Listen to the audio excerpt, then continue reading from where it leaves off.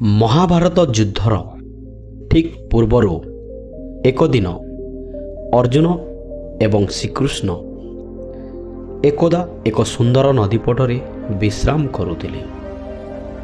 ଠିକ୍ ସେହି ସମୟରେ ସେହି ବାଟରେ ଏକ ବୁଢ଼ା ଆସି ଶ୍ରୀକୃଷ୍ଣଙ୍କ ନିକଟରେ ନମସ୍କାର କଲା ଏବଂ କହିଲା, ହେ ବାସୁଦେବ, ହେ ଦୟାମୟ ଶ୍ରୀକୃଷ୍ଣ,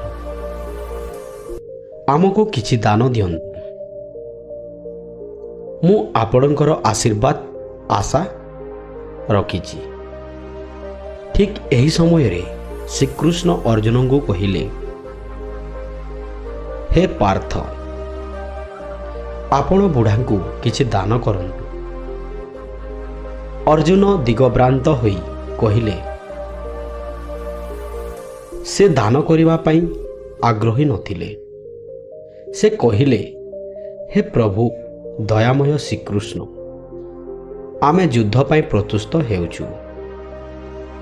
ଏହା ଯୁଦ୍ଧ ପୂର୍ବର ତମର ଦାନର ଏକ ସମୟ ନୁହେଁ।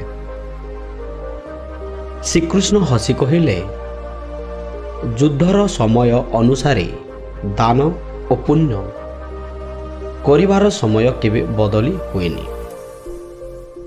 ଯେଉଁ ଲୋକ ପୁଣ୍ୟ କରିଥାଏ ସେ କିନ୍ତୁ କେବେ ବିପଦେ ପଡ଼ିନଥାଏ। ଏହା ଶ୍ରୀକୃଷ୍ଣ ଅର୍ଜୁନଙ୍କୁ କହିଲେ।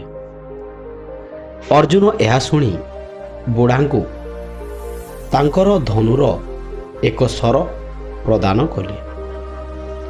କିନ୍ତୁ ଯେତେବେଳେ ବୁଢ଼ା ଗଲେ, ସେମାନେ ଖବର ଆସିଲା ଯେ ସେ ବୁଢ଼ା ସ୍ୱୟଂ ଏକ ଆଧ୍ୟାତ୍ମ ଗୁରୁ ଥିଲେ ଓ ତାଙ୍କର ଦାନର ପ୍ରତୀକ୍ଷାରେ ଥିଲେ। ଅର୍ଜୁନ ବିସ୍ମିତ ହୋଇ କହିଲେ, ପ୍ରଭୁ, ଆପଣଙ୍କ ଜ୍ଞାନ ସତ୍ୟ ଏବଂ ସେହି ପୁଣ୍ୟର ଫଳ ମୋତେ ଏବେ ଦେଖାଦେଲା। ସେବା, ଦାନ ଓ ପୁଣ୍ୟ କରିବା ସମୟରେ ବିଳମ୍ବ କରିବା ଉଚିତ ନୁହେଁ, କାହିଁକି ନା ଅନ୍ୟକୁ ସାହାଯ୍ୟ କରିବା ହିଁ ମାନବ ଧର୍ମ।